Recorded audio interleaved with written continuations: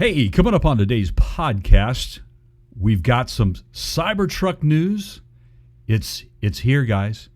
It's really here. We're going to talk about that.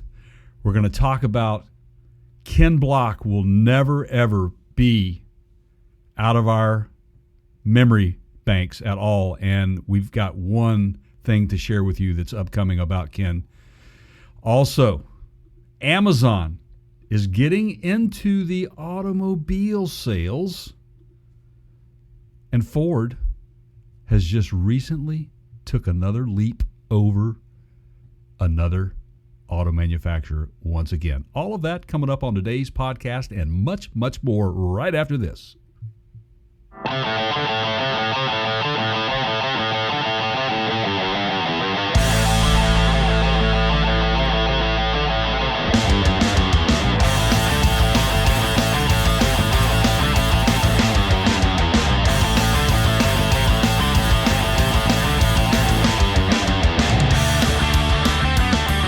Hey, everybody. Welcome into the podcast, and we are excited to have you on board today. I can't see you, Keith. Do you ever think it's just maybe because I don't want to be seen? Could be, man. Man, I wish they would, let me kill the music. Fix that little delay where I drag the music down and then it's like 5 Mississippi.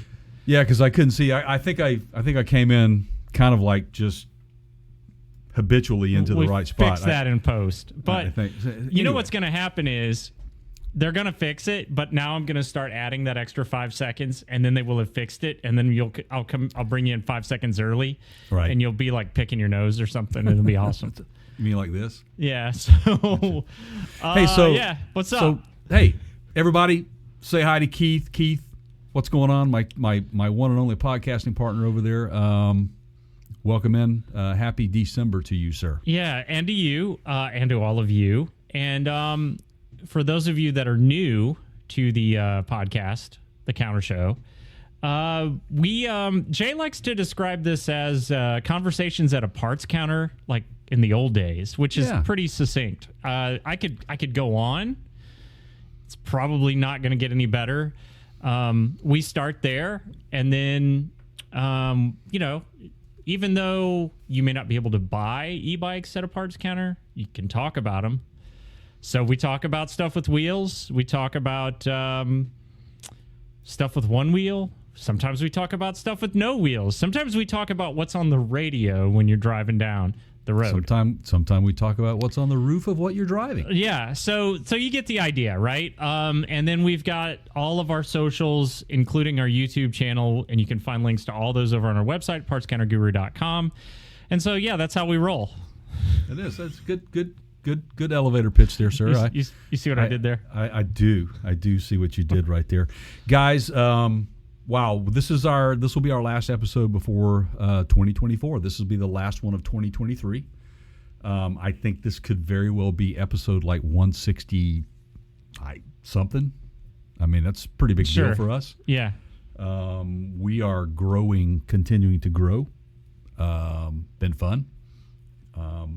Growing to the point to where, man, we've really got to step back and go, okay, how do we make this to be, how do we create a better experience for our audience? First of all, you guys got to get to know us, right? And that's what Keith and I are trying to do for you guys, is to help you get to know us. And so hopefully after today, you'll get to know us. You'll know us even better. I think you will, actually. So, so we just got back from the wonderful world of SEMA, wrapping up all of our trade shows. And a lot has happened since then, Keith, right? Yeah. I mean, that's kind of like an understatement. Yeah. Yeah. Both personally and professionally for both of us. Yeah. Been a very trying last quarter of the year for us, I think. But we're getting through it. Yeah. So, just seems like there's more going on this time this year than there was going on at the same time last year and the year before that, and maybe even the year before that. I don't know. Just feels that way. Not a bad problem to have, Keith. Yeah. Not a bad problem to have. But it will translate into some cool things happening in 2024 for not just the parts counter gurus, but for the automotive industry, the overlanding industry, the EV industry, period. So much going on. Oh, which, by the way, you talked about, you may not be able to buy a e-bike at an automotive parts counter, but if you think about it, back in the old days, Western Auto, you could buy anything. Well, you sure. You could buy tires, bikes, whatever. That was more of a kind of a variety store than a traditional hardware store. Truth. I mean, they put tires on. They did oil changes. You could buy appliances. Yeah, you could buy appliances while getting tires at the same time. And two things I've got to mention as we get rolling here. Number one, as this is our annual holiday gift idea episodes where we give you ideas for things to buy for the enthusiast in your life, right? So it's basically what stuff we would want, like if you were buying for, I'm not saying that you would buy for us, but if there's people that listen to the show, these are probably good gift suggestions. So that's coming up. Some cool stuff, man. Yes. And the other thing is I have a gift suggestion from me to all of you. Okay. It'll make sense. Just stick around. It'll make sense. Absolutely. And there just might be an opportunity to grab something for yourself if you listen to this show carefully. Oh, I see where you're going with that. Yeah, you mean like a gift? A gift or something like that? Yeah. A prize? Something really cool. Yeah, okay. And we'll stay tuned and we'll tell you how you can do that. Thanks for bringing the gifts up. I may have inadvertently forgot that in the intro. Well, it'll be in the title, so it's kind of like if you don't know it's coming. Yeah, it's coming. It's coming. And did you already say this, that we will have links to every single thing? Hey, everybody, there's going to be links to everything that we talk about over on our website at partscounterguru.com. They're at the top. It's like all of our social stuff. And then as far as the products that we mention, we have a mentioned on the podcast page, and we will match the name, like whatever we end up calling this episode, which is probably going to be like Gift Ideas 23 or Christmas Gift, I don't know, whatever. Anyway, yeah, we have a mentioned on the podcast page. There's a tab at the top. We put links to all the stuff that we call out. So if you're driving, if you're running, walking the dog, whatever, and you don't have something to write on and you want to remember the stuff that we talked about, that's easy. We've done the work for you. Just go to our website, click on the mentioned on the podcast tab, and it'll be there. I mean, Absolutely. Magically, it'll be there by the time this comes out. Absolutely, it will be. It will be.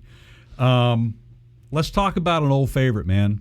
You're the one that got me turned on to this guy, and unfortunately, for me, I got turned on to him late in his career. But he is definitely missed in the industry.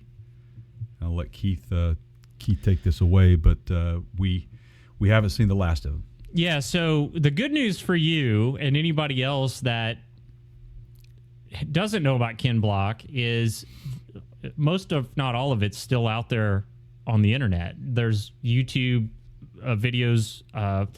Amazon Prime had a Gymkhana Files docuseries. It was pretty good. But Ken Block, in a lot of ways, kind of married car fans and extreme sports, and did it in a way that brought it into a modern YouTube era where everybody was consuming this video content, and it was the perfect fit.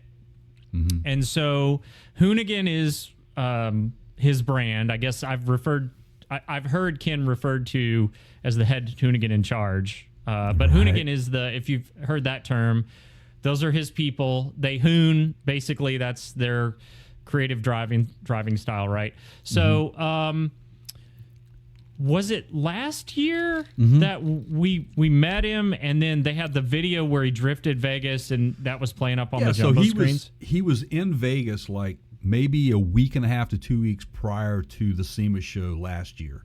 Okay. So in October of 2022 is when that particular video was shot, and then a few weeks later we show up at SEMA to cover the show, and we had the pleasure of meeting him, which was what a treat. Right, and he was super gracious and really good guy. So then ironically, tragically, like to the day, I think a month later he died. Yeah, early January of 2023. It was in snow out in like Utah, snow, just snowmobiles, having fun, doing what he does. So if you haven't checked him out and you don't know who he is, go look up some Ken Block Hoonigan videos. You'll be amazed. And so it turns out that there was one last video in the Gymkhana series that was recorded that is coming out that features Ken doing the work, doing the drifting. In the all-electric Hoonatron. In the same one that the Audi that he used that was custom built that he drifted in Las Vegas. That's right. Mm-hmm. And that's going to be out soon. So depending on when you're listening to this, it may already be out. And when it comes out, we'll update our mention on the podcast page and link to it there, as well as all the other products that we're going to talk about. So I saw the teaser. Oh man. Gee, man. Well, here's what we know. If you thought the Vegas video was hot, wait till you see this. It's filmed in Mexico. Mm-hmm. Looks like it's in a major city, so not like the countryside or the coast in Mexico, like a major city like Mexico City, maybe something like that. Lots of like urban, like there's a sports arena that he drifts in and out of, that sort of stuff. So it's city drifting. I don't know, man. I think it'll be a great revisitation of all those things, right? And so, yeah, I can't wait to see it when it comes out. Yeah, I'm with you on that, man. It's going to be fun to watch. Like I said, I saw the little portion of the trailer, the little teaser, if you will, and I'm pretty excited to watch it. Now, let's talk about what they were doing. His daughter was there at SEMA this year, and they had a huge area in tribute to Ken. They had the Hoonicorn there, which you can go to our YouTube channel, youtube.com/Parts Counter Gurus, and see a short that we put together for you guys. Keith really did a great job of describing what it is and what it meant to what he was doing. What the Hoonigans were up to. And the Hoonicorn is his custom built Mustang. That is correct. Classic Mustang that they converted to just the insane beast. Just ridiculous. That's the one he drove up Pikes Peak, right? Did he drive it up? Yeah, yes, that's it. That's what I thought. That's the one. So his daughter is also, she's basically following in her dad's footsteps, and they had a big reveal at SEMA with her car. She's done Pikes Peak now. She's got a lot of other things in the Pike, I think. So she will be carrying on the Block name. What? Oh, I was looking for the Hoonicorn video on our website, and you found it? Yeah, go ahead. Carry on. Sorry. Anyway, so she's you know how that thing happens when you click on the wrong thing. Yeah, go ahead. Go ahead. She's carrying the tradition on, and that's something exciting to watch her. And I'm really excited for her. And so I'm gonna finish this up with saying something that I think is very fitting for this time of year. Something that Ken said: be creative, live a fun life, and don't be an asshole. Huh. Simply put, right? Yeah.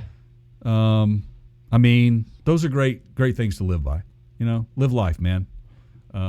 Sometimes it can be gone very quickly. So, so Ken Block coming out. It's this month, December. So be on the lookout for that, guys.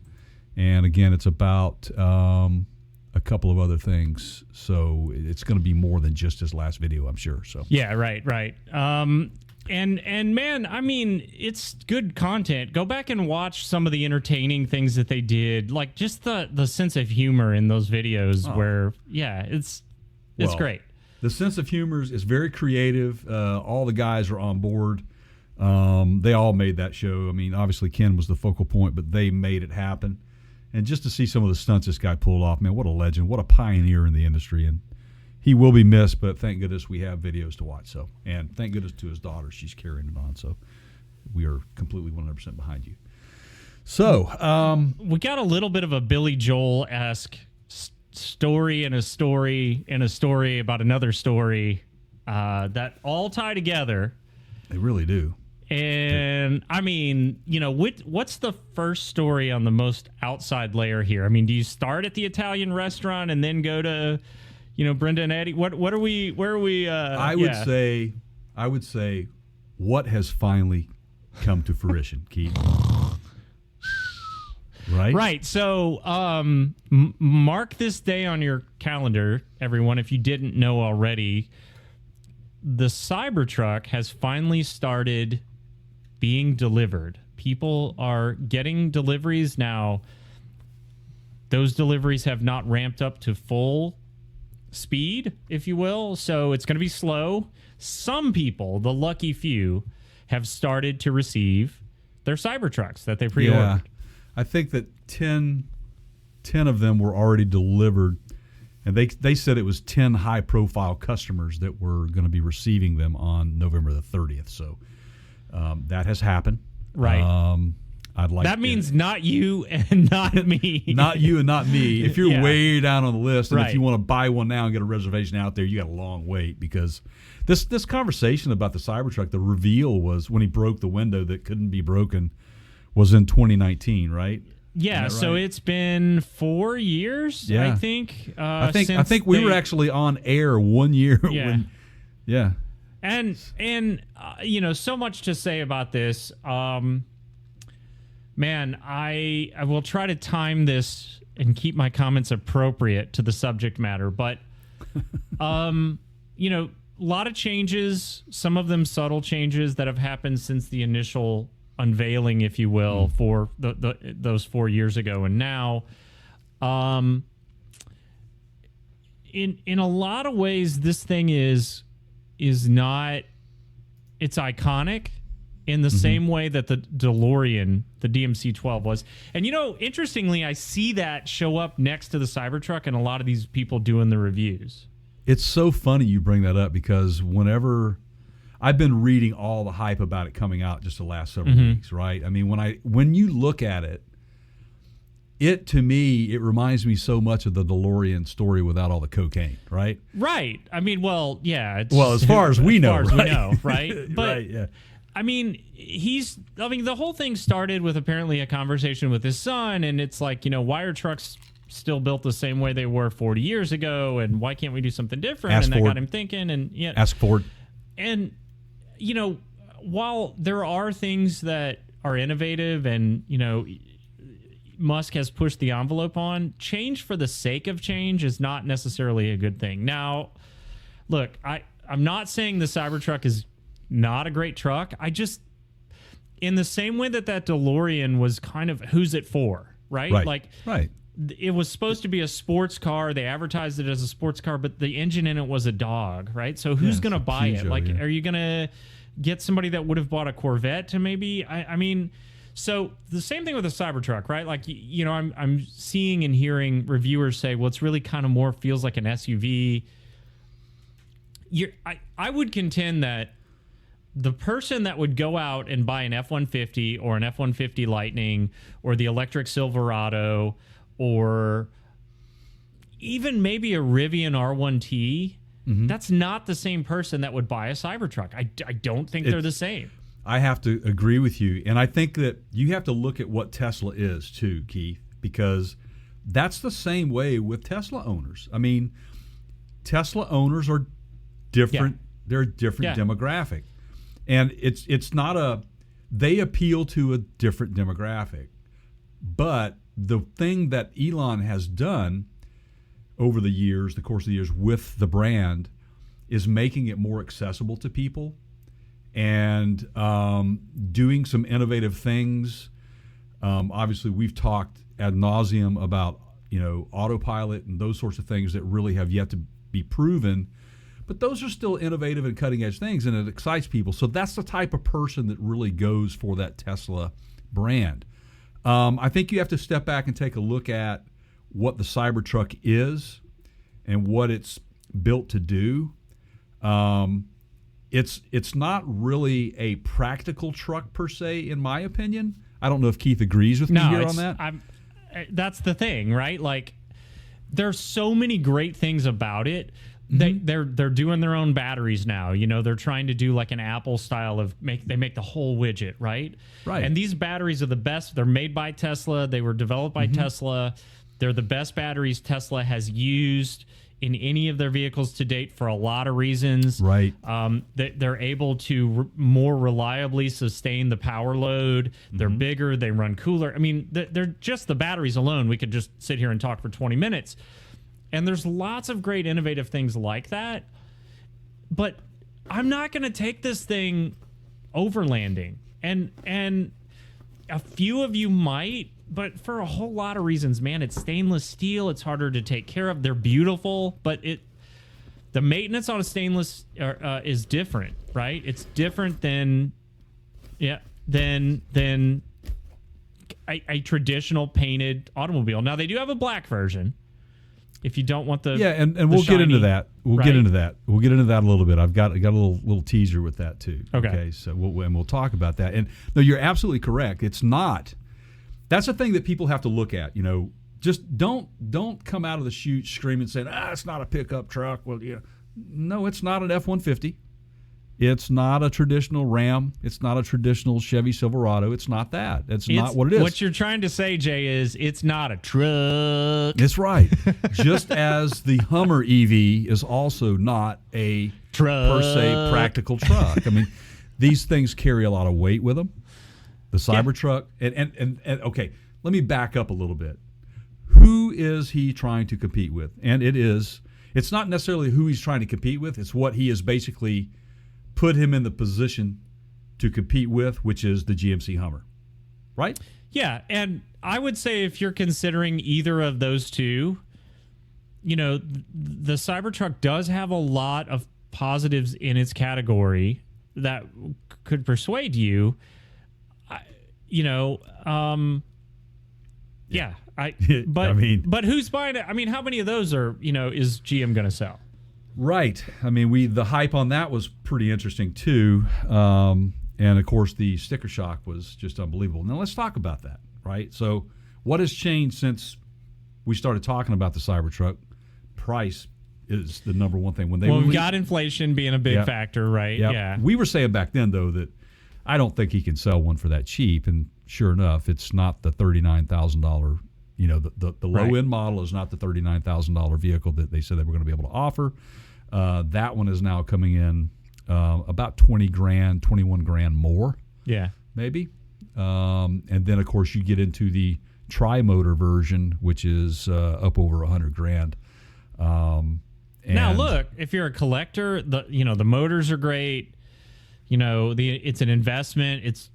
It's less of an issue, but this is not. See, again, that's a third or fourth vehicle, right?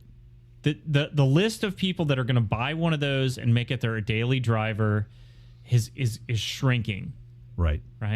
And nothing wrong with the truck. Like, it's cool, but you have to understand, like, this Elon Musk has got to keep his shareholders happy. He's got to sell vehicles, and if they're not going to sell enough of these, then they built a whole factory to produce this. Like, that's an issue.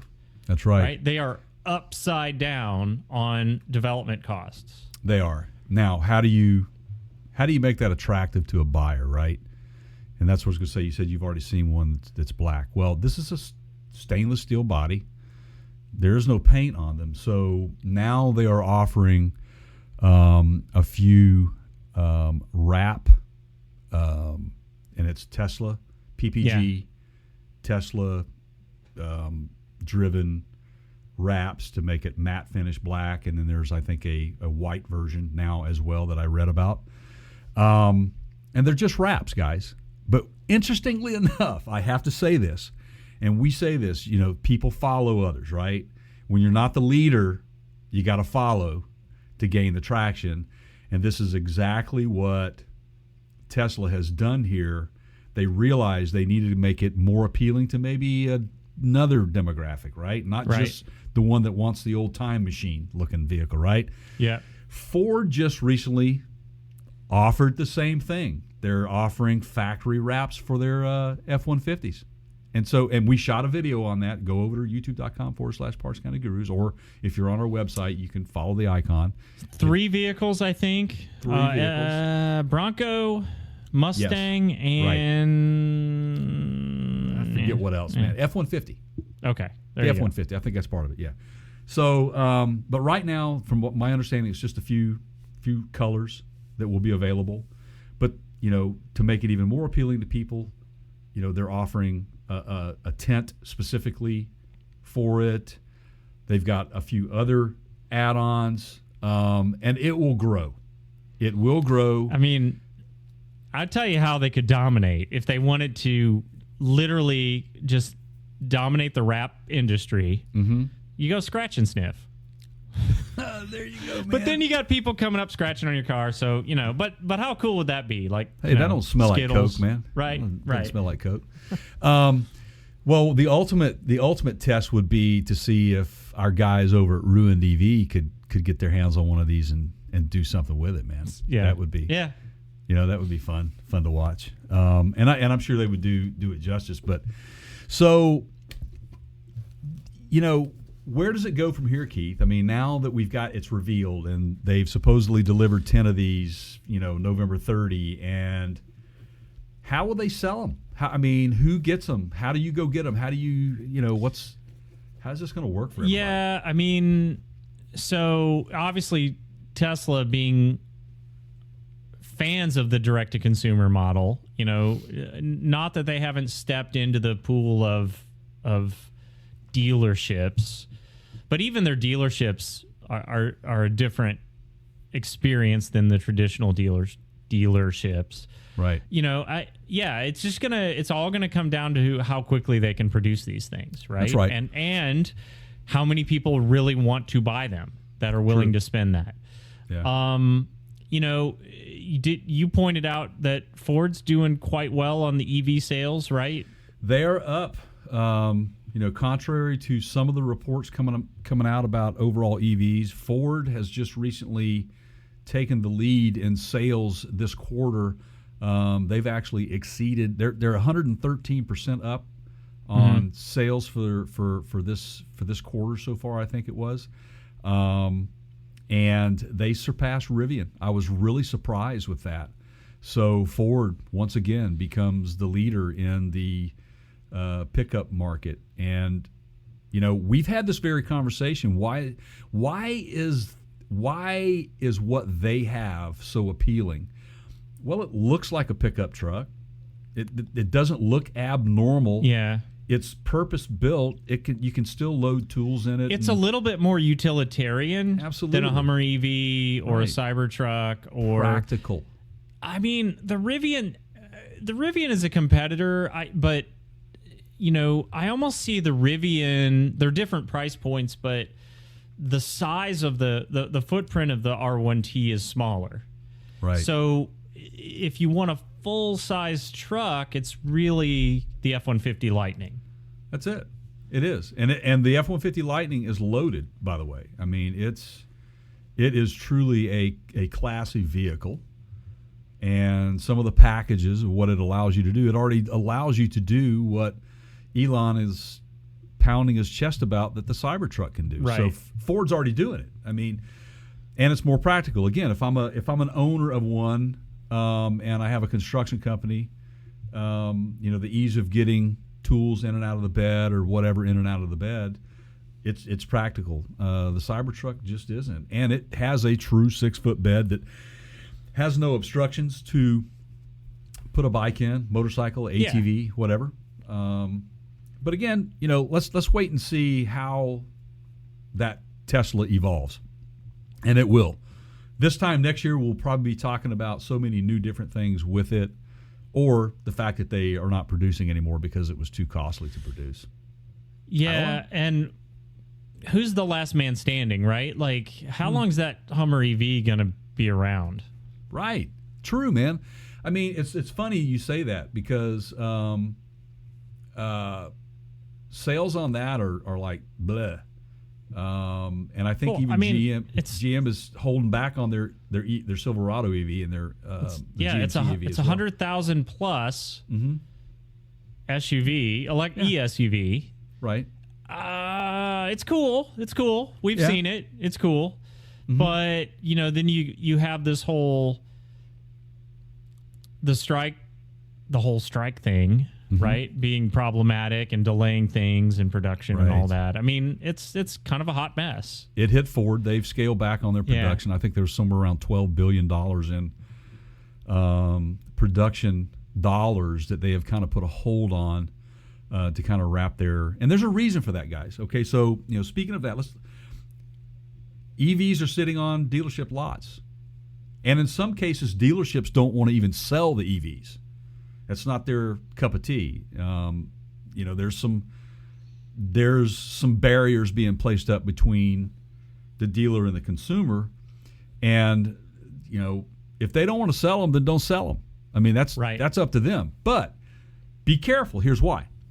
And I think the future for the sale of a vehicle is going to look extremely different within the next 2 years. I know for certain that this year we're going to see something different, and it was announced recently. Okay, so dealerships out there, traditional dealerships, you need to pay attention to this.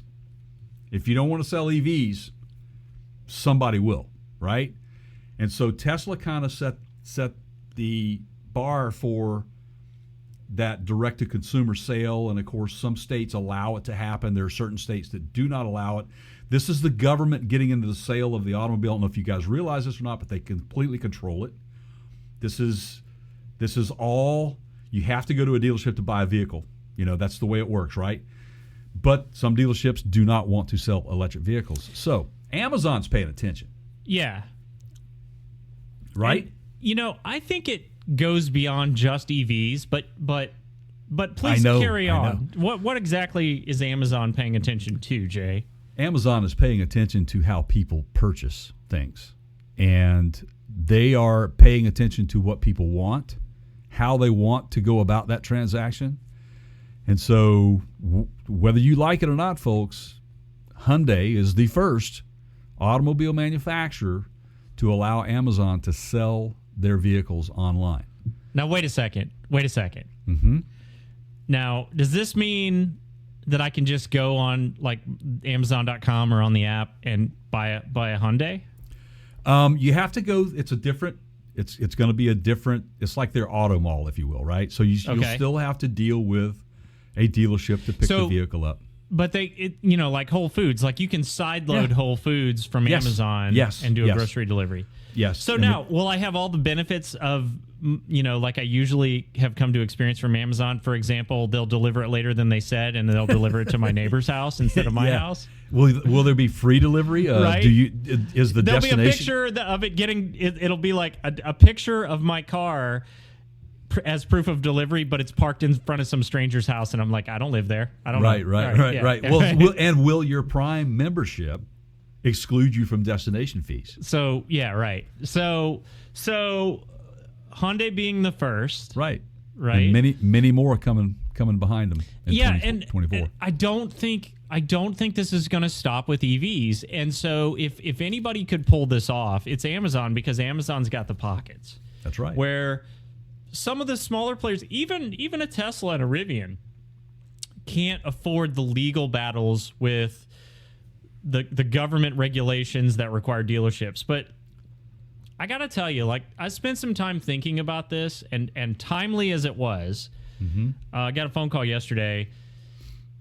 People are just done with the dealership experience.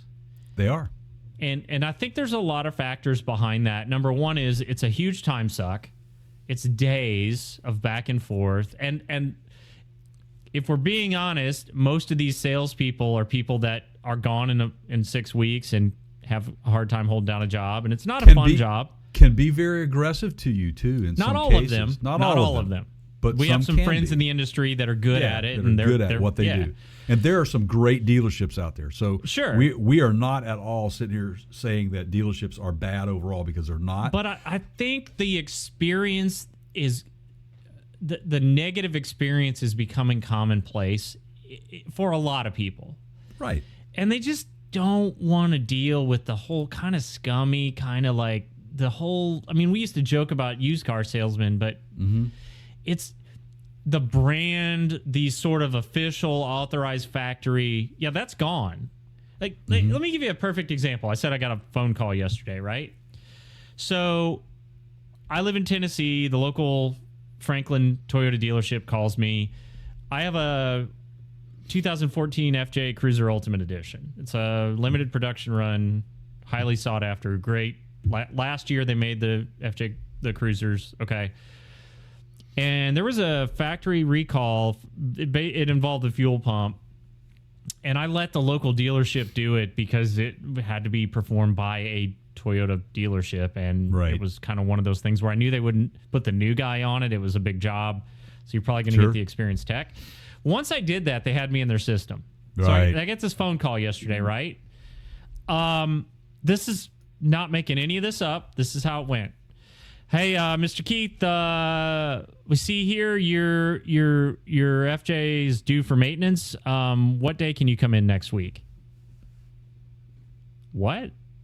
Right. You're never, and I think I actually told her, like, first of all, what are you trying, like, so there's this assumption of, it was just assumed that, like, I'm supposed to bring it back. And how do you guys know? How do you guys know it's due for maintenance? How do you know how much I've driven it? Right. How do you know when and where I've had it serviced? It's a 2014 model. I know you don't track it. It doesn't have all that tech in it. It'll call the dealership. Right. How do you know? They don't. It's a scam. That's it. It's a scam. And see, that's the thing about it. This is what gives the automotive industry, the auto sales side of the industry, a bad rap, is because of some of these tactics. But, look, it's not just the automotive industry scamming people. The period. Like, for example, we just had Black Friday, right? Yeah. I mean, there's a ton of TikTok videos out there where people are physically in brand stores and seeing the sign that says Black Friday sale only, and then someone didn't remove the original sign, which it was the same price a week ago. So you're not getting a deal. Okay, yeah. Yeah. Okay, so I think that's what people are done with, right? We're tired of it. We're absolutely tired of it. And any car dealership will tell you that there are so many points in a car sale deal to basically get one over on the consumer. People are they're getting wise to it and they're done with it. And they're like, well, if I don't have to deal with any of that and I know what my price is going to be and I don't have to set foot in your vehicle and it's not going to take me 2 days of haggling. Yeah, okay. I can see where that would be appealing, right? Right. Absolutely. And again, like I said, when we started this conversation about this particular segment of the industry is, automobile sales, Tesla has done a really good job to prove that their model works quite well. People are content with that. Well, and their service model is what you're talking about, and how and look, if you're buying a Hyundai, obviously they've got their authorized service centers that you can go to in person on the service side, and there's Rivian's still trying to work out some of those details, but there's a Rivian dealership right down the road from me. Right. So it's not completely out of the question. I think it's going to change whether you like it or not. And dealerships, it's your fault. Right. It is. You guys have made some bad choices, and people are done with you. You're missing the boat, and you could actually expand what you're doing from a service standpoint. How do you? You still have brakes that have to be changed out. You still have maintenance, maintenance intervals of certain working components on an electric vehicle that needs to be attended to and maintained and looked at and inspected to see if there's anything wearing. There's still moving parts on these things. And so, yes, if you exclude yourself from selling EVs, then you also exclude yourself from servicing them.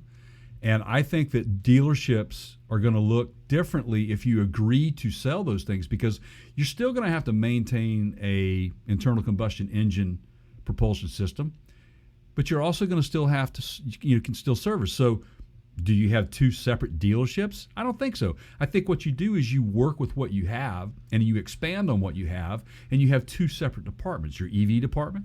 Yeah, I mean, they already have specializations in these places now. You have your heavy duty side. You know, if it's Ford dealer, they've got truck specialists, they've got electrical specialists, they've got diesel mechanics. I mean, there's different certifications for different jobs. You don't put the same guy.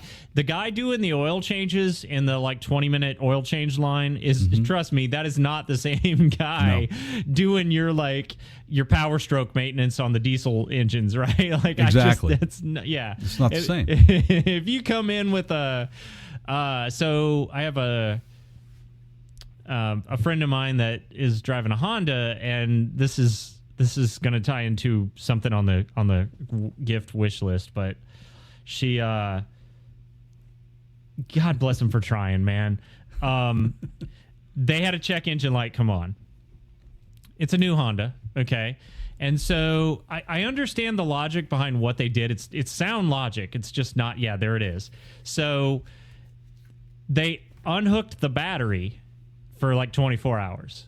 Just to try to reset the check engine code, because they wanted to see if it would, they took it to one of the local automotive code reader shops, right? Yeah, man, all you gotta do is unplug that battery, man. That'll reset. You'll be good to go. So, and they found out it was a knock sensor, and sound logic, it could have been bad gas, it could have been they didn't tighten the gas cap. There's 100 things it could be, and many of those are not actual. They necessarily would need repair. Well, when they hook the battery back up, there's a lockout. There's basically an anti-theft system in this car, and nothing works in the car now. Oh, she's man. I'm driving it to work. The radio doesn't work. And there's a code, and so she calls Honda, and Honda's it should be in your, you bought it new. It should be in the manual or glove box, and they're we're not finding it. So they got to get the VIN, go to the dealer, deal with all that. They got to reset it, put the code in. And I told her tomorrow. I'll bring the code reader by. We'll check it. If you want me to, I'll reset the code for you. But it's just people, man. I'm telling you, these cars today, these modern vehicles are so sophisticated. I mean, there's a lot of things you really need to be wary of, and that's so funny. That's so funny, man. So the guy doing that stuff at the Honda dealer, though, I'm pretty sure is not the same guy that's doing engine rebuilds, or he's probably an electrical guy or lady, whatever. Absolutely. I mean, your technician, your modern technician, and your technician in 5 years, even from 5 years from now, is going to look completely different. And when I say look completely different, they're going to have a totally different set of skills than what your average technician has today. And not saying that the technician of today is going to be obsolete, because that's just not the case, because those systems managements are still going to, they'll improve upon, but they still are the same. Right.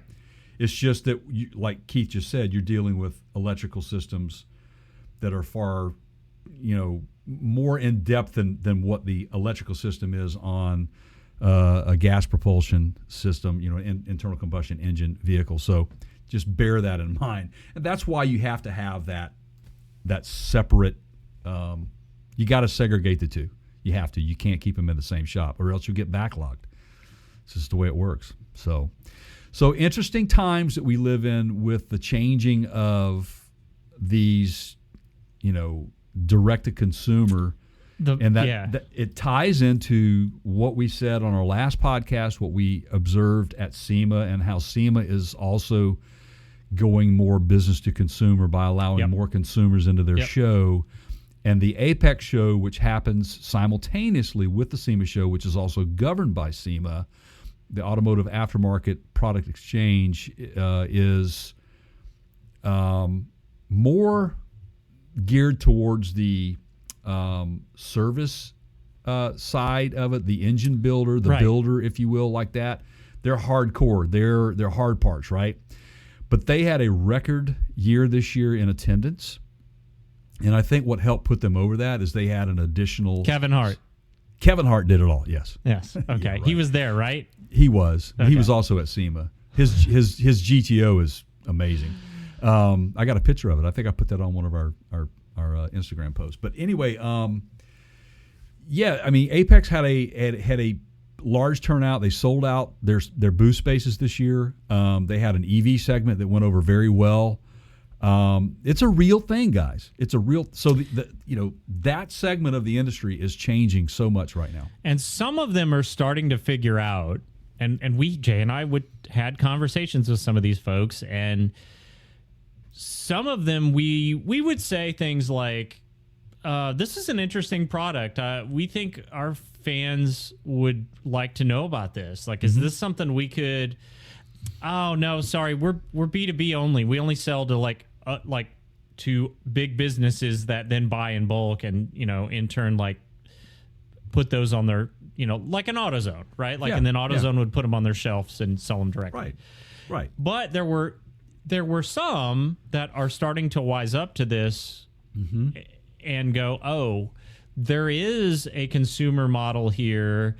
It's really not that much more expensive to them. They do have to have a distribution warehouse to ship directly, but if they're already making the product and shipping the product, who they sell to and ship to is arguably not a big deal, right? So there were some conversations that Jay and I had that some of these folks were going to show you some things in a few minutes where they said, yeah, absolutely, we're interested in that. We recognize that that's kind of a big thing now, and we want to tap that market. And so there you go. Yeah, and our brand partnerships have grown exponentially because of that. And we're able to bring our audience some great products with some good deals too. I would like to add on to that conversation, and some of you out there may not appreciate the fact that this is changing the way that it's changing, but you have to understand, as businesses continue to change through changing times, they have to take a look at the demographic that they're selling to, and they are selling to our children and, in the future, the future buyers of America, if you will. And every kid out there, I mean, my children are not any exception. If they can buy it online or download it and watch it or have it delivered, they're good, man. They're completely okay with that. Yeah.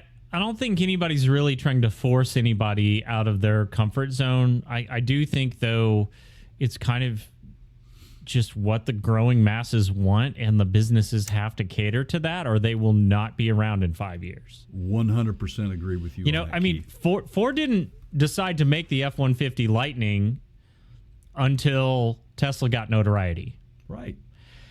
GM didn't decide to make the Lyriq and build their Ultium plant until they saw EV sales numbers, and went, oh, these are people that potentially aren't buying our stuff now. They're buying someone else's. So, but Ford did not just randomly in a vacuum decide to come back with the Bronco. Jay, it's been 20 years since OJ was on television.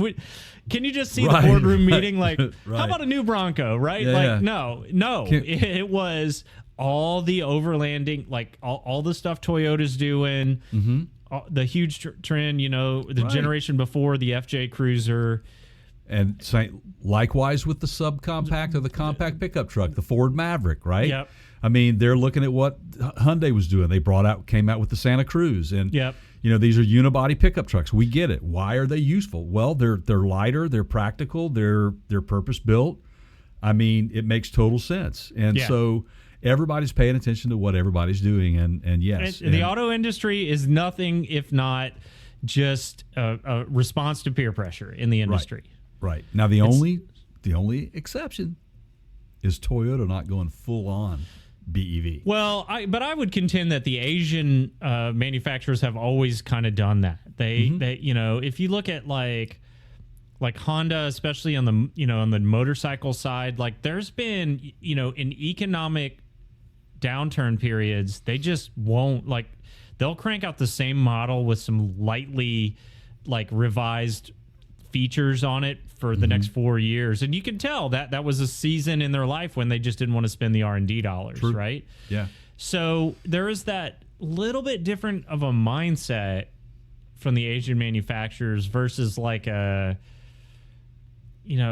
traditional, like, North American, well, if GM's doing it, we got to do it. Right. If Chrysler's doing it, we got to do it. Chrysler's the worst right now. Like, they are bending to so much peer pressure over it. Like, whoever owns that company now, that it's like their CEO literally said, we don't want to do EVs. We're not doing EVs. 6 months later, we're doing EVs, everybody. We got no choice. Right. Now, 6 months after that, he's like, we can't afford to keep doing these EVs. I mean, it's like, dude, pick one. Yeah. Right. Yeah. You got to get on board or get off, but let's face it, that is a brand that is just absolutely have been in a shambles since the late 90s. I mean, when Chrysler, was part of Fiat, and then PSA, and then now Stellantis, and it's like you look at that whole umbrella of product being put out. There's a lot of junk, amongst the list of many. In fact, I saw someone post the other day that they would never buy a Chrysler Pacifica. It's the worst product on the face of the planet, and I'm like, yeah, because it's not a Chrysler. Yeah, right. I mean, where's your head been, man? So right. That brand, Chrysler, you're just getting the name, guys. Chrysler, Dodge, Jeep. You're just getting names. I'm telling you, they're not what they used to be. So, anyway, we could be on this soapbox all day long talking about those sorts of things. But what we really would like to get onto is Christmas time. Some happy times, right? Yeah. So this is a segment that we do every year. I don't know why I had an itch. Scratching my head on camera. Yeah. It's fun. I think it's kind of one we don't really. We just do it because we like doing it. There's no real like discussion around should we do it. Right. So we have a list of things we're going to tell you about. These are all things that would be good gifts for the fan of this program, the automotive enthusiast, the fan of things with wheels, the DIYer.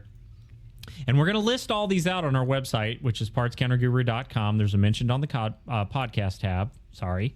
Mentioned on the yeah, whatever. I'll add a cod pass. Is it a fish? A past fish? Mentioned on the podcast. Bring your cod pass. It'll get you a discount.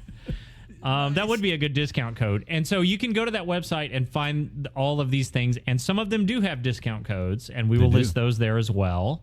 And a lot of those codes work on anything on that particular site. Take advantage of it, guys. Our discount codes are actually better than some of their sale codes. So. Yep.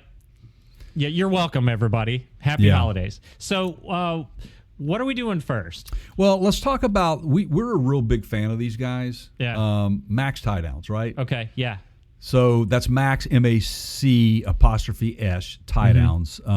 They're a company out of Idaho. They're an American-made company. They have an amazing array of tie-down straps. Now you're doing it. Yeah, I know. Straps.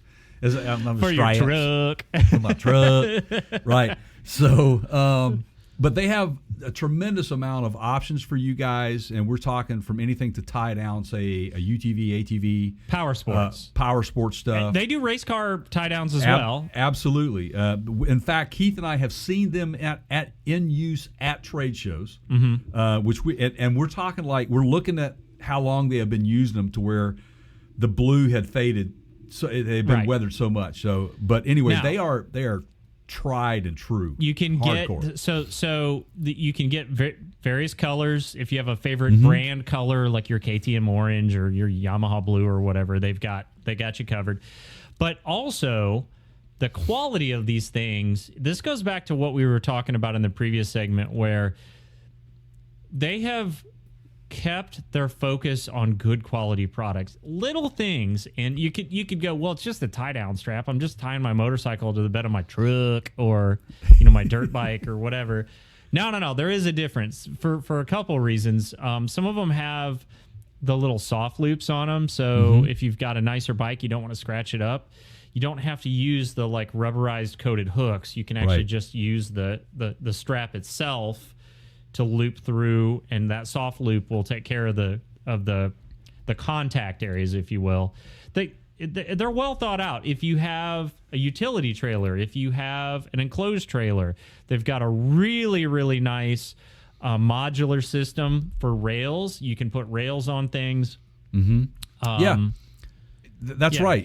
Speaking of rails, they have the truck bed rail kits that are model specific, that are really amazing, and they are designed for specific models, like I just said. Yep. And they have just recently released a kit for the Ford Maverick. And see, again, people are paying attention to this stuff. That is a viable vehicle to use. It's practical.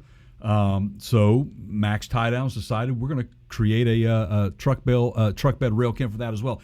So these things, they mount on the inside of the underneath the bed rail, the existing bed rail, and they give you all the hardware you need to mount these things.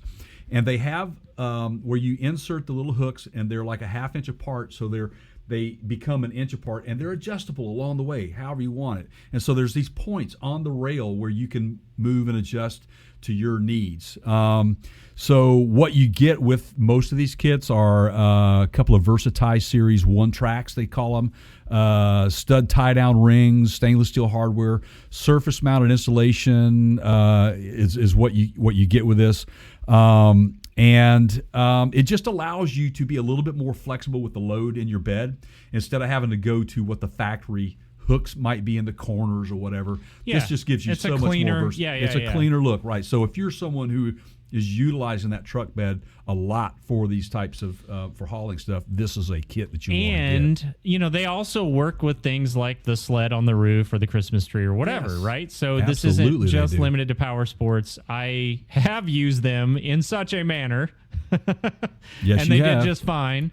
So yeah, there you go. And I know for a fact that we have a code for these products on our website. That's the 2-inch Moto Pack, is it not? This is actually the 1 inch by 6 foot kit. And we're going to go ahead and just let the cat out of the bag here with this. This is a pack of 4 ratchet straps, and has the soft loop on it as well. Just hold that up again. Like, just the little things, like the Velcro to neatly tie that thing back up when you're done. It comes like that. That's how they come. Not only so that, you're not just throwing a bunch of like wadded up straps in your bag. You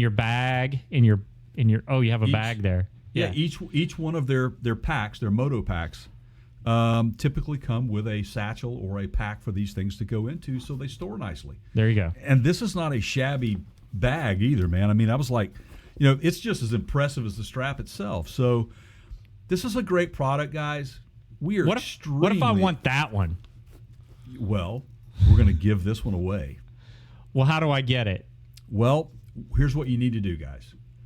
Whether you're watching this, whatever, go to our website and message us, contact us, and give us your name and tell it you got to subscribe. Make sure you subscribe to the podcast as well as our YouTube channel. And we need to have the ability to direct message you to let you know who won. So please make sure you do that. You can either do that in the comments section there. I can tell you guys that Jay and I err on the side of benefit of the doubt. We really don't. If you just reach out to us somewhere, it counts. We're not necessarily concerned over how, just that you do, right? That's the point. And right? Guys, this is $100 value. Yeah. And they're nice. They're really nice. I actually hate to give it up, but I'll just go buy another one. But so there you go. This is the Parts Counter Guru's Christmas gift to some lucky individual this year, and so have fun with that. Now, did you want to add anything else to Max Tie Downs, because they're fantastic? I love them. Just go look at the modular system. It's great. Remember, we've got a code for you to use on our website. Yep. We'll put all that in there. All that mentioned on the podcast and the code and everything. Yeah, there you go. So have fun shopping, please. It helps us too. What's next? What do we got? So this is it's been around a couple of years. We really kind of latched onto it this year, pun intended. It's a product line called Seasucker. And yeah, man, don't let the name fool you. Although you might get it from the name. These are basically suction cup products, and it's so impressive. So we saw a Jeep at SEMA this year. Seasucker was there, and they had taken all of their various modular like attachments from like whip antennas to outdoor like cooking trays to GoPro camera mounts to utensil holders, roof racks, bike racks, roof racks, board racks. And I mean, I've got a couple of pictures somewhere of like Jay trying to pull one off. Like you could damage the paneling on a vehicle if you pull hard enough. They are not letting go. Yeah. So on a single point, the smallest one can hold up to, and just as a single point. Now, most people group these things in, several of them at once. Yep. So a little over 100 pounds on the smallest one, and I think the largest one, just a single point attachment point, can hold up to over 200 pounds. So yeah, right. So if you use 2 or 3 of them and you're holding something heavy, you're good to go. It'll probably damage the door panel before the thing will fall off. True. But go check out their line. We'll put a link to the website. There is something for everyone in there, whether it's action sports, GoPro. Yeah.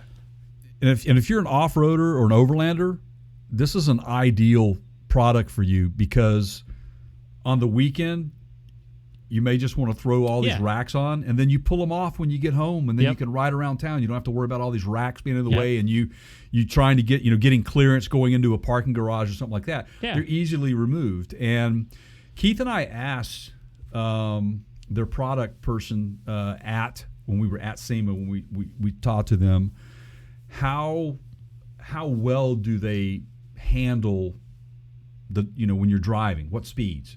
And they said that they have tested these things on aircraft, and they hold just fine. Can you imagine the GoPro footage? Oh, dude, I would love to have some GoPro footage of that. But there was one thing too, like when you're camping, guys, you're in the back of your mind going, doggone it, man, I wish we had a light pole or something like that or whatever. But they have these neat little things. They're called they're suction cup with what they call the D-rings on them. Mm-hmm. So you can mount them to the top of the rooftop of the truck, right? And then have one mounted on the another truck that might be camping with you, and you can string lights.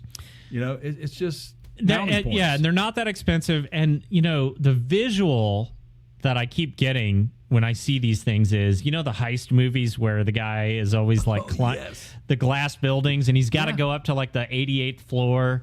Right. But, he can't go in and take the elevator. He's got to do it from the outside.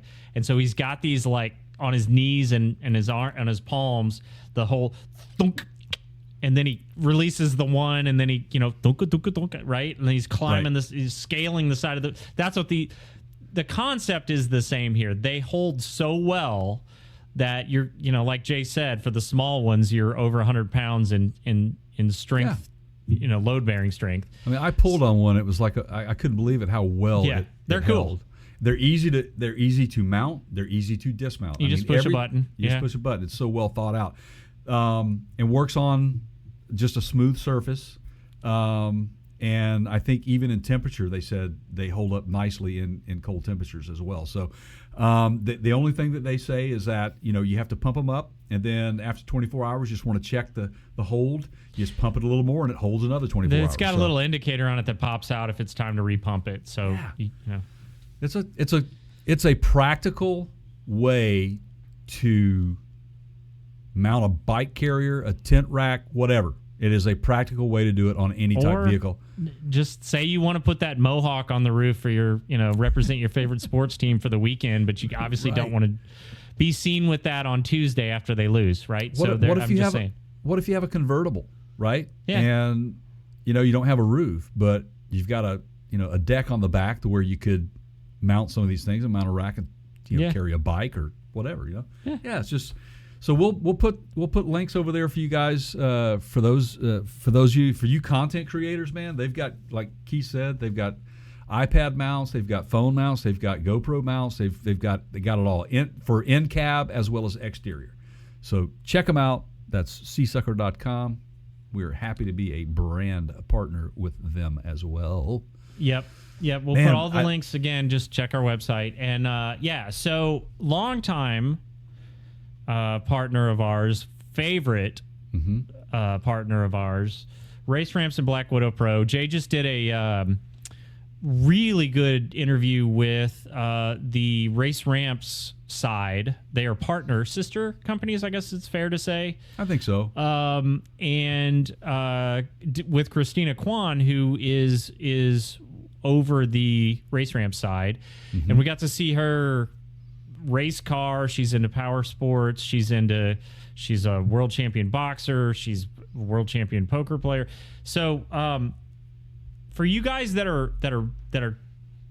DIYers in your garage that like to either, you have that third vehicle, your show car, your classic car, they make a lot of great products like flat stoppers. They make some really great ramps that I'm truthfully done with wood. I'm just to the point where I'm just sick of dealing with wood ramps, and these things are so lightweight but yet strong, and they're a great alternative. They've got things to lift your car up if you want to get under them. I mean, and like tools as well, right? Stools and all of that stuff. Yeah, for Black Widow, on the Black Widow Pro side, we've got those guys. So Black Widow Pro and Race Ramps are of the same family. Sister companies, right? Sister companies, that's right. The really cool thing that it was a brand new product that has just come to market for them. They've always had what they call the car cribs, right? The tire cribs, to where you jack the cars up and you put them on these cribs, and it gets them up above the concrete surface or the surface that they're parked on. And it really does need to be on a flat, smooth surface for these things to be effective and safe. But it gets your vehicle up off the ground, right? Let's say you're storing it for months at a time. Let's say you summer somewhere. Let's say you summer in the Pacific Northwest, but you live in the desert down in the Southwest, and so you're going to park your ride for 3 months while you're up there. You don't want the tires developing flat spots. That's what that's for. They came out with a newer version of that, and it's what they call the crib cruisers, which is basically the same thing, but they sit on top of a steel dolly. They have casters on the bottom of them, so you set the vehicle on all four tires on these individual cribs, and you could physically maneuver the vehicle around inside your garage if you needed to, say, tuck it in a tight corner, but then you need to get something. A little bit of a too tight passageway getting to that beer fridge. Well, there you go, right? There you go, yeah. Pretty neat, man. And then you've got their trailer ramps, the trailer extenders. We saw those used. A lot of the show cars at SEMA were being unloaded with those products. Absolutely. And Christina, when we were there interviewing her and talking to her about that particular product, she wanted to test my strength, and she had me hold one of those with my pinky. That's how light they are, guys. Yeah, but you can load a car on a trailer with them. They are strong enough to, it's a good product. You guys, these are all things that, like, you could just go to this website and find one thing as a gift, and it would be, you would knock it out of the park. Like, you could go back every time there's a special occasion and get something else, and you would not go wrong. Right. Like, for example, on Black Widow Pro, they focus mainly on the two-wheel segment, four-wheel segment, like ATVs, UTVs, or whatever. The loading ramps, the racks, all of those things, but they also realize that you've got to work on your bikes or detail a car, so they offer stools, man. And I recently picked one up for myself, and it's really nice. It's a heavy duty casters on it, man. It's adjustable all the way up to 22 inches. Definitely save your back and your knees. You're going to need to see some video footage of you in Walmart riding that thing. Yeah, dude, I would totally do that. Hey, if you guys want to see that particular product, I talk about it. I've got a short that I did on YouTube out there, so just go check it out. But we'll also have those links for you guys mentioned on the podcast. And for you listeners, for our audience only, for both of them, we've got exclusive coupon codes for you that's going to get you a hefty percentage off your entire sale, and it works on everything. So make sure you use the links that we give you and our coupon codes, and you'll get that discount. So there you go. Love those guys. All right, got a couple more here. This next one, like I proclaimed that I'm done with wood as far as ramps go, and that's true. I'm also done with ice. I feel like, look, man, it's 2020, almost 2024. You know, we've got infotainment systems in our cars. We've got cellular networks in our cars. We've got Wi-Fi everywhere. We've got, you know, food delivery to our front door. I'm tired of dealing with ice in a cooler. Right. I'm just done with it. And this is not my first powered cooler.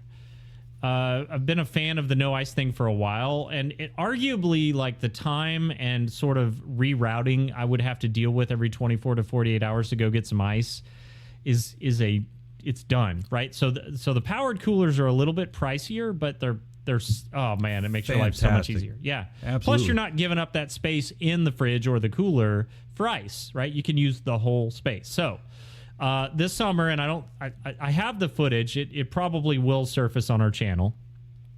I got a cooler. It's an EcoFlow, and I took it across country from my front door to Jay's front door. It was many days, 100 degrees outside.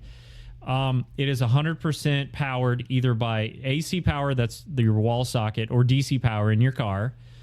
And it does the dual zone thing. Like, you can set it to be a freezer on one side and a fridge on the other side and put the little divider in. Or you can take the divider out and set it all to be whatever, one. It's got an ice maker in it. It's kind of nice if you need ice for that cocktail while you're camping or whatever. And, because there's always one more thing, you can buy an optional battery, a lithium battery. And I have tested this with a fully charged battery. That thing will run a day and a half in 100-degree temperatures sitting in the back of your car. Now, I've done some stuff previously where I have an ARB fridge, and then I had to carry like a Goal Zero battery block and do all that. This gets rid of all that. You put the battery in the back, you turn the cooler on. It's got like Wi-Fi and Bluetooth. You can check the battery percentage that's left if you leave it in your hotel room. You could check it while you're going down the road if it's in the back of the car. It's pretty cool. So it's called an EcoFlow Glacier is the name of the cooler. We'll put a link to it. I highly recommend it. I have thoroughly tested it. I've also had dealings with their customer service people. I had an issue. They took care of it. That's always a good sign. No questions asked. I was impressed. Yeah. I was so impressed with the customer service, and you were too. I think that's a big selling point for me too. Well, it's a big item to ship, and they did it. So, yep. It would make a very nice gift for someone. If anybody's looking for a cooler, it's definitely the way to go. And by the way, we powered that thing with solar. Yeah, we did. We sold it, man, at the show. I mean, and it worked has fine. That capability, yeah. Yeah. In fact, they sell the solar panels separately that you can fold up and take with you. And I mean, there's just no end to how, if you want to be creative, it is the modern solution for anybody that goes on any kind of trip, camping, overlanding, whatever. Absolutely. Grocery store. Heck, man, think about it. You go to the grocery store, you don't have to run right home. You can throw it in the back of your cooler and go have a drink. That's right. I love it, man. So, e-mobility, my friend. Bikey. Yeah. Right? Yeah. So, Jay's on this bandwagon now. It took a couple years. I kept preaching the benefits, both health benefits, mental benefits, pocketbook benefits, e-mobility, right? Whether that is, you're riding a scooter to the grocery store or the post office, or you're taking your e-bike to the grocery store, right? Maybe you're delivering auto parts with an e-bike. Right, there you go. Yeah. Or the range on them is good. Excellent. Yeah. Yeah, so we are partnered with Aventon. That's Aventon. We'll leave you guys some links in there. And I have had the luxury of riding on recently and own one now, the Adventure 2, which is a fat tire bike, basically. And they come two ways. You can get them in a fat tire, or you can get them as a touring bike for just a street. But I wanted both because I live in a region where I can get on a logging trail or a gravel road, get off road, and get out there. This is the Jeep or the Toyota Highlander equivalent of motorcycles, right? You can drive it on the pavement, but it's also built to be taken on the trails. And they have a style for everybody. They've got step through, step over. They've got cargo bikes. They've got, if you're a hardcore cyclist, even, the touring bikes, man, they've got them. So the thing that impressed me the most about these bikes, and I've repeatedly, you can hear me saying this in the videos that we've put out. I bought one several years ago, paid more for it than this one that Jay has cost. And the components that they're using on the Event line now are very good, to the point where I'm pissed that, I paid 2 to 3 times as much, and they've upped the quality game now. You guys that have waited to get into this, you really are going to benefit from paying less to get really good stuff. It's not junk. They're built well. They're built well, but not only that, the bike that I got, which, like I said, is the Adventure 2 Step Over, it comes with turn signals, brake lights, headlights, all that stuff. It comes with it. I don't have any of that. So much of that I had to add later, right? Yeah. So, yeah. Now, there are certain models that they may have that may not come with that, so you're going to want to check that in the description of the bike. But I can tell you guys, right now, you can get into or onto one of their offerings, their bikes, for under $1,000 right now. Yeah. And we're offering some really cool incentives. If you purchase a specific bike, you get up to $200 off on accessories. And that could be a water bottle. It could be a water bottle. Well, mount. You're going to need some stuff, as you've learned, Jay. There's always a few things. Yeah, you want to get a Panniers. cargo rack, bags, whatever. Yeah. Extra light, what have you, right? So absolutely. We've put that thing, we climbed mountains with it and went on all day rides, and there, you can get extra batteries. You probably won't need one, but it's something, if you haven't experienced it, you need to check it out, which brings me to another point. We were just talking earlier about the dealership model versus the sales direct to a consumer. With Event, you can do it either way. They have partners at the cycle shops, so they have physical brick and mortar locations, and you can go look at that on their website. If you want to go in and have a guy put the bike together for you and take it and have him tune it, service, you can do that. Or they send it to your house, and you put it together yourself in an afternoon, and you're done. Yeah. Go ride. It took us what? Well, it took us longer to put it together because we were filming the assembly, right? Right. But if we were to just, the two of us, pull it out of the box, put it together, I'm riding in an hour. Yeah. And the nice thing about it is it's the battery was almost fully charged when it arrived. Yeah. So I didn't really have to charge it. So stuff like that, just a simple, well thought out things. And but yeah, just even if you're just browsing for a bike, man, just go click on our link and go take a look at what Adventure's got. I love them. I'm a big fan of them. And I can tell you that there's this misconception about what they are. I've had people say, well, I want more control.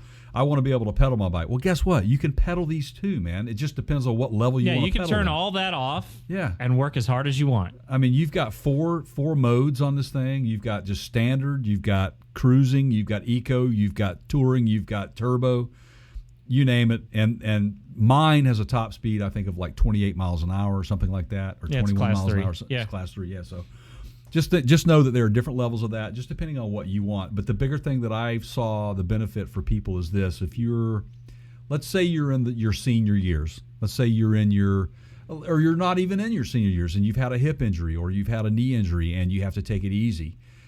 This is a great alternative for you. You don't have to work as hard if you don't want to. I have seen more couples, married couples that are probably in their mid-70s or late 70s on the same bike that I own, getting out and having a good time on a sunny day. Yeah. And that's what we all need to do. We all need to keep moving. So thank you, Aventon, for being a partner with us, and we really appreciate that. And like I said, the link will be in in the mention of the podcast here. So you got the next one, pal? Yep, last one. Now we both have these. I gotta find mine because I gotta go help with that Honda tomorrow. Yeah. Jay's got his in his hand. This is it's a TopScan Pro. It is an OBD2 code reader tool. It is fantastic. We've seen it in person. We're also fans of the products that the company is putting out. In addition to this, they make like battery tenders, jump starter kits. You can put it down when your arm gets tired, Jay. But first, a little backstory, everybody. So way back when we first got started on the YouTube side, one of the first videos, may have been the first. If it wasn't the first, it was one of the first 5 that we did. Was Jay did a video on a different company, different brand of code reader. Now this was 5 years ago. Options were different, choices were different. It was a pretty good one at the time. They've changed. They're really not that good anymore. We kind of feel bad that we don't want to keep recommending them, and the video's still out there. But sold quite a few of them. Yes, but we have come across this. We've been looking for a good replacement code reader for over a year. This is it. We finally found one. It's freaking awesome. Yeah. This is the Pro. They have a light version, or it's just not the Pro version, I guess. Right. The Pro will run you about $100. I think the not Pro version. Sorry guys at Top Down for calling it the not Pro version. The lightweight. Yeah. It's less. I think it's around $60 or something like that. Yeah. It's not. So depending on how many vehicles you have, how many times a year you need to use it, how many friends you have that call you because they got their check engine lights come on, all that. And the other thing that comes up a lot on these code readers is, do you have to pay for a subscription? And so this one comes with, I think it's a year, and it's pretty nominal after that. Yep. And what that does is it goes and it basically allows you to access the engine. I almost said cars. The engine database, right? For every vehicle made since OBD2 has been a thing, and pull data on those, right? So the first year is on them, which will get you through probably several seasons of check engines. And it's just a really cool gift, and it's a really well-made quality product. It is, and I can tell you, if you're a young entrepreneur and you're wanting to get out, and this is great for a DIYer for sure. But if you're a young entrepreneur technician wanting to get into the field and you want to start your like a mobile repair business and you want to help people out, this is a good way to start. It is a very low investment cost for you, and you get accurate information, and you're going to discover that if you step up into certain things, you're going to find the level of expertise that's really at your fingertips if you can't work through a problem. So there's a network that's created from this. You get to talk to technicians, your groups. Let's say you work only on Chrysler's because those are really about the only vehicles breaking these days, but and Jeeps. So anyway, no, Jeeps are flipping over when the Broncos are sitting upright. Anyway, but even if it's just you want to check your, you're going to take it into a service garage, but you just, it'd be nice to know, are we talking about a $500 fix or a $5,000 fix, right? Yeah.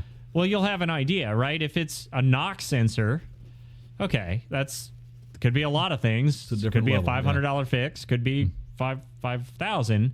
Right. If it's a seatbelt sensor, that's probably not a $5,000 fix, right? If it's, I mean, you got options, right? If it's an O2 sensor, you're talking way less. Yeah, and if you've got the tools to change it out yourself, and you know what you're doing, if you're handy about it, and you can get under a car and work on the stuff, and you're doing it safely. Yeah, man, these things are ideal. It can save you some money.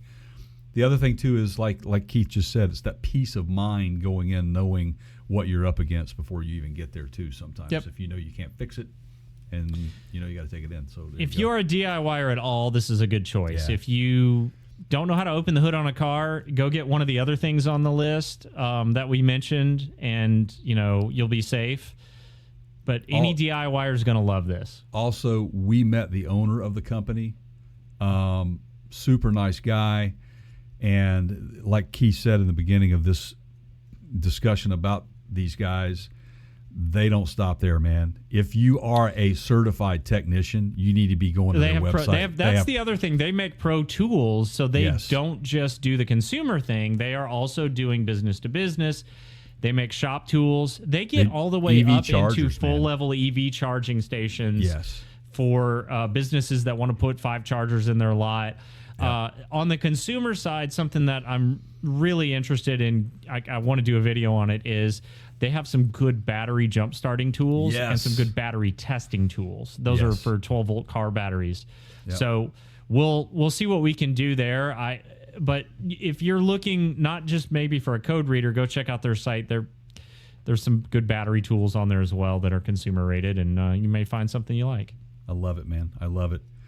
So we don't stop there, folks, because if you just want to shop to your heart's content and none of this that we talked about today, or you just have an appetite for shopping. So what if I just hate doing it myself, and I hate cars, and I don't like I really don't like anything outside of my house. I'm not going into a garage. Like, I don't even own a garage. Like, maybe but for some odd reason, Jay, I still love us and I want to support the show. Right. Is there any way I could do that without having to buy gifts for other people or fixing things?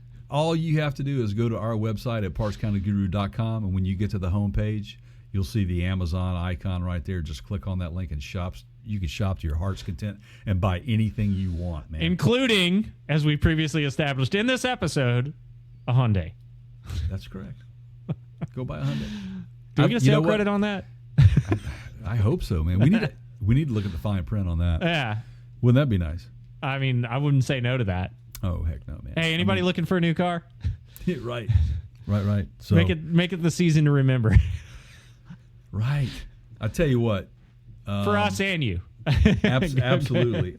I am so excited for this time of year. Keith and I always enjoy it. We are very thankful to have the opportunities that we do to have an audience like you guys. And thank you so much for all of your support through these years and continued support. Please do us a favor and tell a friend, tell them to subscribe, like us, all that sort of stuff, and comment all you want, man. We love those comments. So, been a great show today, man. Yeah. It has, and I echo Jay's gratitude. Thank you guys. Just appreciate you making us a part of your lives, and know that we take that seriously, and we're constantly trying to find ways to make it relevant. So all right. So I promised at the beginning that I was going to have a Christmas wish for you all, if you're listening to this or watching it. All, Ewans. Yeah, including those of you with trucks. So, usually this is the point in the show, on the podcast anyway, where I will try to impart some inspirational message. Sometimes it's a quote from a famous person.